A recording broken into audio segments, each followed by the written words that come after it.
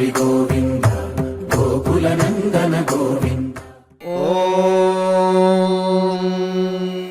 शतमानं भवति शतायुः पुरुषः शतेन्द्रिय आयुष्येवेन्द्रिये प्रतिष्ठति। शतमानं भवति शतायुः पुरुषः शतेन्द्रिय आयुष्येवेन्द्रिये प्रतिष्ठति।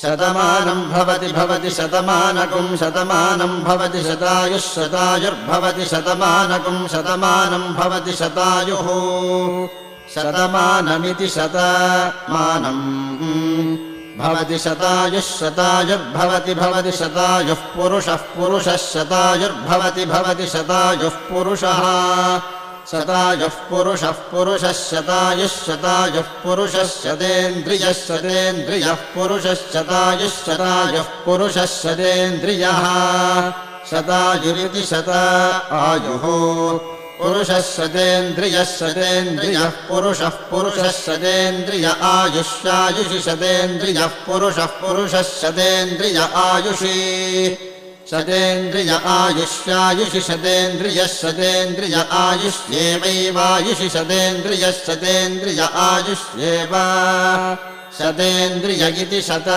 इन्द्रियः आयुष्येवैवायुष्यायुष्येवेन्द्रिय इन्द्रिय एवायुष्यायुष्ये